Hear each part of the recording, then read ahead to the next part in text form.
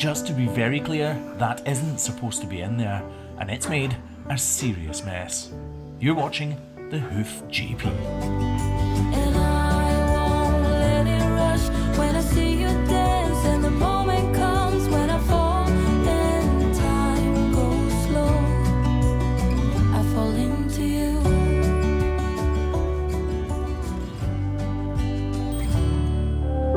When you lift a cow's foot and you see this, that is a bad sign. To be honest, I've no idea if this cow's lame or not. I never saw her coming in, but I do know that is not a good sign. Now, some people will say I should have a pair of pliers with me, but we don't. It's quicker just to use a knife if I can get it. I have to dig round about it. Oh, you can see it been in for a while. See all that black that's round about it? That is oxidization. So in other words, rust coming off the nail and discolouring the hoof horn round about it. It's literally iron, isn't it? Jeez, oh, that is well in.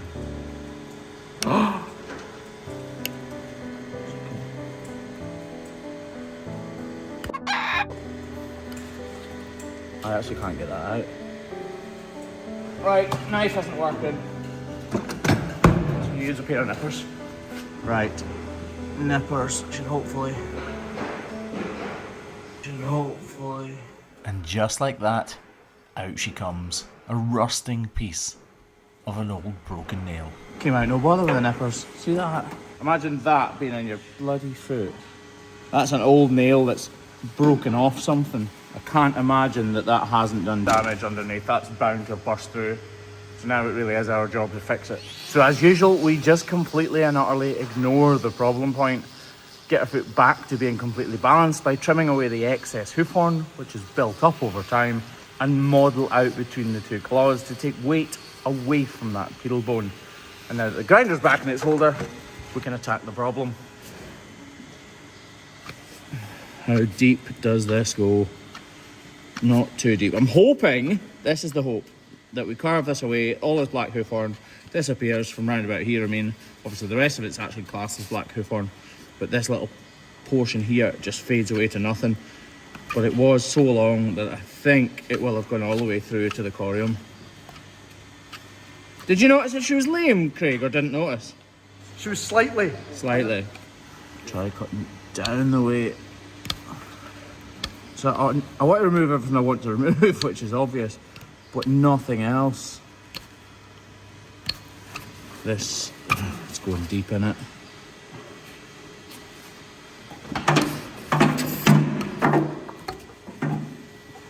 Need a knife with a sharper hook. It's rare that we really use the hook when we're trimming, but in a case like this, obviously we're going to need to.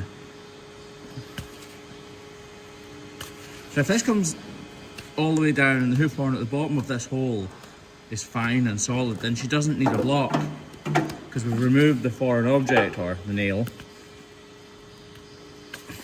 But if it's open in the slightest little bit, then she will definitely need a block. Right, what I'm going to do is I'm going to reduce this whole heel now, just to take a bit of weight away from the entire claw. And I'm struggling actually, I don't really want to dig a hole because that'll just fill up. That cavity that I then have made will just fill up with muck and manure and create another problem. This is, I thought either by now we would have been at the corium or the hole would have disappeared. Oh, it tracks up further. God.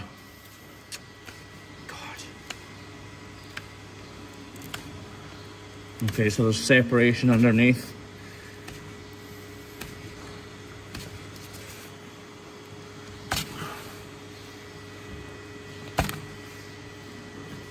I was hoping this wasn't the case. Still looks sound. I haven't seen a burst through at the corium, but that is definitely not to say that there isn't one, because we are going incredibly deep now.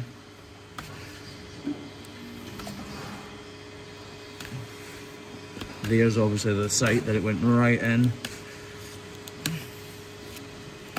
I often wonder, like, how did that go straight in? Because a nail lying on the ground wouldn't lie sort of face up, would it, or sharp bit up? In this case it maybe has, but you wouldn't have thought it would.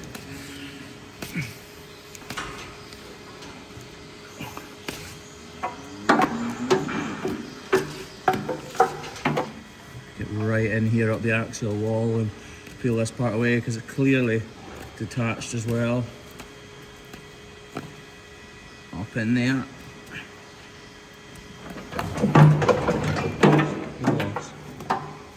She's uncomfortable, which is making me, well, I don't know if she's uncomfortable or restless, which is making me think this maybe does go through to the corium. Up here. Oh, that's good.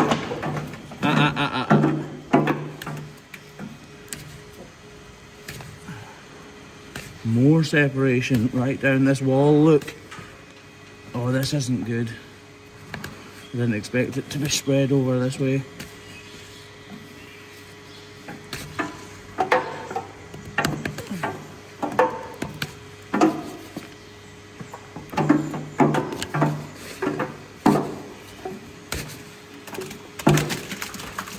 Wood brown.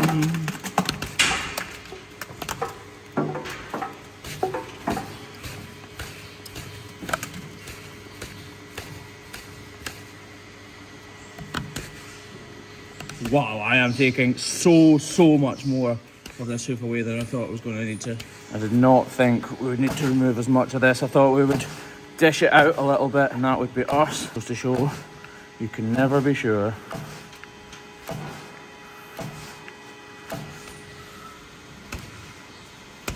Just working this little rough bit here, try and fade away this crack here in the white line. Oh, lovely, lovely. Right. Go into the problem area a little bit more now. This is the most delicate part of everything.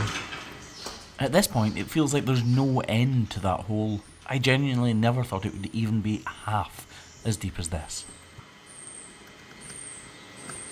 This knife is sharp. I'm just trying to see how sharp it is. I'm just trying to be very careful, and that's why I'm kind of scratching away at part of it. Finally, it feels like we're just about there. Oh yes, yes, yes. Oh, yes. This is, the thickness of the hoof horn here is minuscule, which is why I'm being so cautious. Oh, fantastic. We'll just reduce this a little bit more because now we're going to need to put a block on. I said that if it faded away to nothing, we probably wouldn't need to put a block on, but I was assuming that would fade away during the first few swipes of the knife, to be honest. But we've taken away that much of this hoof horn now that she couldn't even support her own weight. In fact, if I press it like this, you can see my finger flexing the hoof horn beneath it. So a cow that weighs in excess of 500 kilos is definitely going to feel pain through her feet walking on that thickness of hoof horn. So it's just a case of quickly buffing off this inner claw, ready to take the block, then grabbing the glue gun and the block from the cupboard and squishing out this gorgeous green glue. Now, I know that in the comments of this video, some people will say farmers should be more careful, they should pick up little pieces of metal and things, and I absolutely 100% agree with you. You are definitely correct. But at the same time, there are so many pieces of equipment, so many old pallets, old gates, old fences, bits of shed, just all sorts of things lying around on farms. So if a farm tractor drives over a little nail or something like that, it can be impacted in the rubber, driven into the shed, the cow can walk over it. These cows are also outside in the field, so they could pick things up all manner of places. So what's more important is that Alan has got this cow out when we are here to treat her. And actually, she wouldn't have been that lame because it hasn't gone all the way to the through to the corium. But that said, every time she stepped, the nail would be being pushed up into the corium and flexing, and it would definitely have caused a large amount of discomfort. Right, the block is in position, so it's time for us to see how she's walking. And as she exits the crush, she has a few little slips and slides because she's not used to the block, and then strides away like a little catwalk model, before filling her face at the feed fence.